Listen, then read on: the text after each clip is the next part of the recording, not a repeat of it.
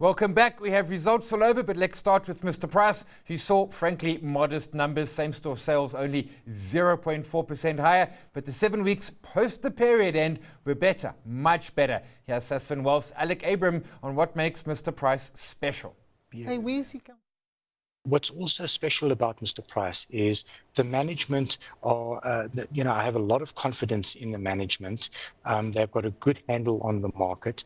Very, very good operators. So always keep a very tight lid on costs, and I think that sets them apart from some of the other retailers, and that's why I think the share price reacted so positively on fairly muted earnings numbers.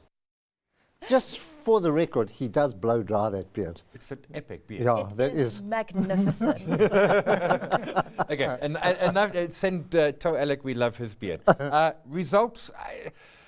I have a question. Yeah. So Mr. Price is on the right in terms of where they operate in the market space in the pyramid. They sort of middle towards the bottom, and that has its ups and downs. But what I don't understand, in that market, they've gained a lot of market share, but they have absolutely nothing to show for it. No, so I think that they've gained market share in a declining market, right? And they are also beholden to macroeconomic conditions that have been very constrained recently. They've also made all of these acquisitions. They took on a lot of debt. They've now paid off that debt. Yes. I think it's we've got a very positive signal with these strong sales that we saw in October and November so far, and September even looked quite good. And I think that there's also a possibility that some of these additional and fair taxes on the likes of Shein and Temu could be very positive for Mr. Price. It's going to be more competitive. My only thing about Mr. Price at the moment is, that share price has gone.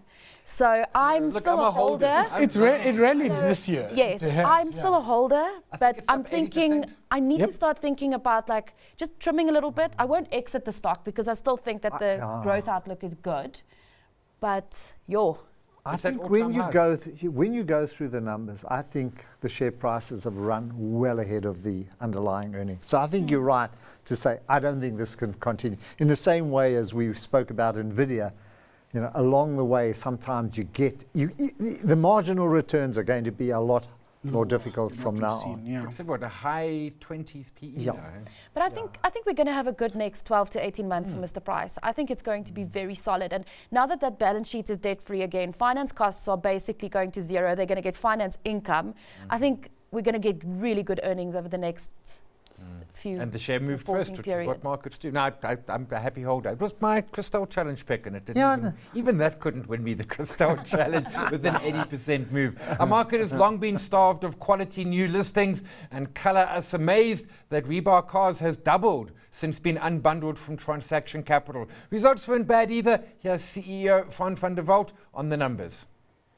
I think we've done extremely well in a difficult period. We've seen most players in the motor industry announcing poor results. So we are very thankful for the fact that we were able to perform as we did over this period. We have increased the number of vehicles that we bought and sold significantly, and we've also expanded our footprint, in preparation for further growth. That was technicalities. G-range share price? Simon, cheap. I've been the biggest cynic on earth. Don't buy Jewel Street, which only Joe Burgers understand. But talking to a foreign analyst, he said second-hand cars or used cars, or however you want to describe it, is becoming a massive, massive business. Simply that people cannot afford new cars anymore. In other words, globally, purchase of new motor cars. And it's becoming a massive industry. And it used to be reject, but now it's becoming a serious business. And I think the technical knowledge that they have just makes them stand up above everybody else. And the data, for that matter. It's trading on a forward P of about 14.5 times. And given that you expect earnings growth of about 30% per year over the next 3 years, that doesn't look expensive to me. Okay. They've grown into the valuation quite nicely, and I think they'll continue to grow into the valuation. You must remember they have a 5% market share. They're the biggest second-hand car dealer in South Africa with a 5% market share. And they've fundamentally changed massively fragmented. So I think they can continue to gain market share. Used vehicles are very defensive. And there are lots of properties to sell them, to put the cars on. Yeah, but they took away my dome. Now I've got to go to Sunday Victoria. I know. It's like... Yeah, anyways, they're doing extremely well. I mean, they have those monthly auctions. They've got influencers on YouTube, left, right, and center. You literally almost every day going to the Dome or, you know, in the Eastern Cape, I mean, in the East or in Cape Town, you know, promoting this brand. People who've used them say they're magnificent. Yeah. They come in straight away. Whether you're selling a caravan, whatever you're selling, he says the quality of service and it's is seamless to do it. Exactly. Yeah. Ding, your money arrives, it's still in your driveway. Look, we had a dodgy selling experience with a caravan from We Buy Cars, but we managed to fix it. I think it was actually priced correctly because we managed to fix it, and then we actually just got a market value price for the caravan. So the after service experience, I think they can still work on. From what I'm hearing. We didn't get the connectors for the tent. We couldn't pitch the tent. Oh, wow. Okay, that is awkward. Southern Sun is having their day as occupancies pick up and operational leverage kicks in. Revenue plus 6%, HEPS plus 39. That is leverage. But that City Lodge update seemed light as occupancies slipped. No. You're not doing any hospitality leisure. Why are you looking at me? You've got a thought. No thoughts. No, I usually just play through the PE side of things, and Grand Parade is not doing all that well recently. So someone asked me about Grand Parade last night, and I'm like, yo, I forgot they exist. Yeah. Exactly. So I'm just waiting it out.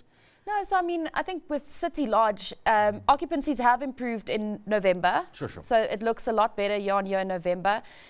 I'm excited by their marketing campaign going into December. I think they're pitching it right. It's that SOS thing. So save our summer, which I think is really great. Yeah. And I think that the refurbs that they're doing, if you guys have looked at the pictures, it almost looks like a boutique hotel when they're done.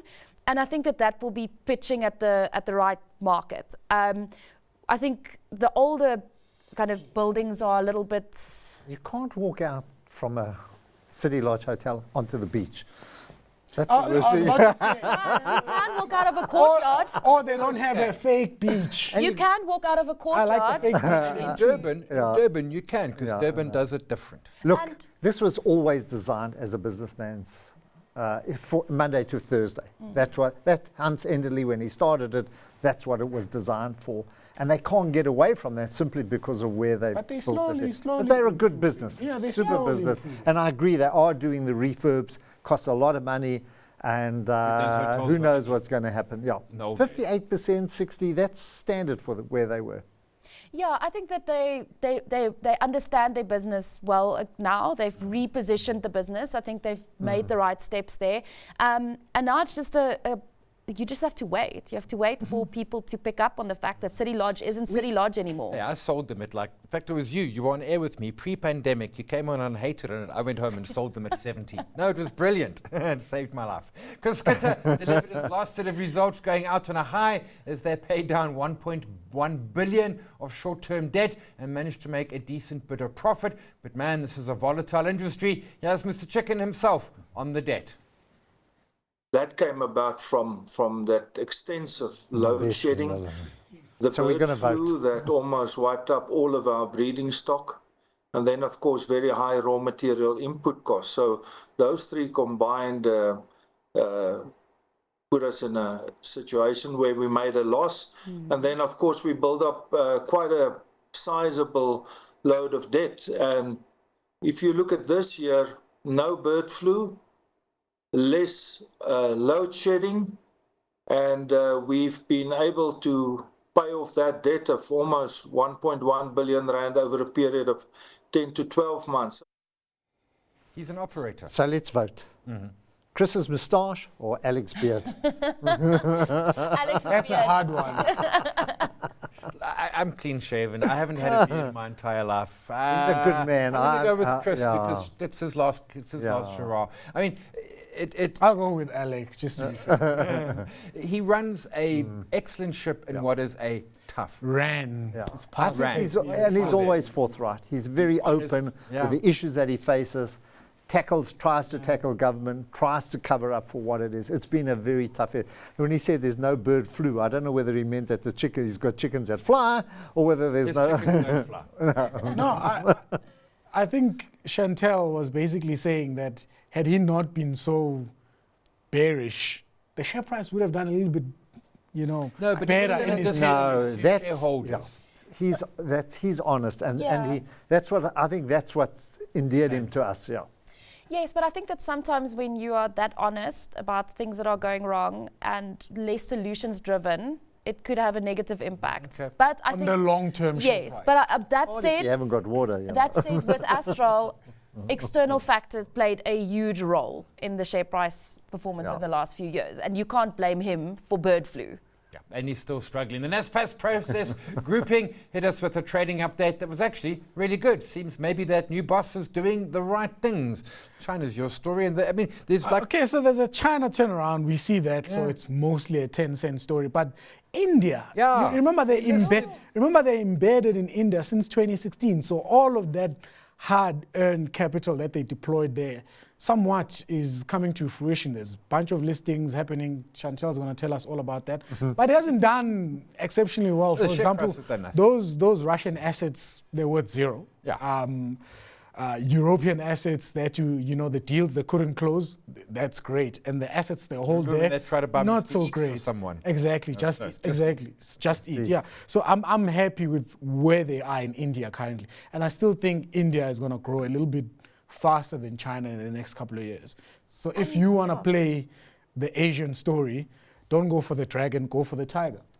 Yeah, and I think that the other interesting part of that business is the food delivery that no one thought was ever going to be profitable. Who knew? Yes. They're making money. Printing money. Southeast Asia is printing And money. now Delivery Hero is actually starting to unbundle and list some of their underlying businesses. They're listing the Middle Eastern takeaway business now in the UAE. Yep. All of this helps price discovery, and it helps narrow that discount to NAV for Delivery Hero and then in turn for Naspers process. Remember, Naspers has to sell some of the shares when all of these things come to market. So all of that is converting into real cash for something we never believed in. Remember, this was negative. We never ever thought that they would make money. You gained bullish on Naspers there. Yeah. Weren't we always?